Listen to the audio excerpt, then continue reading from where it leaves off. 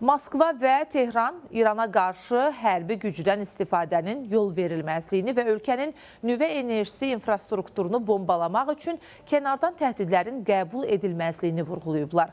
Bu mövqe Rusiya Xarici İşlər Nazirliyinin açıqladığı bəyanatda da öz əksini tapıb. Xarici İşlər Nazirlərinin müavinləri Sergey Ryabkov və Məcid Taxt Rəvançinin görüşündən sonra açıqlanan birgə bəyanatda qeyd olunur ki, İranın nüvə enerjisi infrastrukturunun bombalanması bütün yaxın şərq regionu və bütün dünya üçün geniş miqyaslı və geriyə dönməz radyoloji və humanitar nəticələrə gətirib çıxaracaq.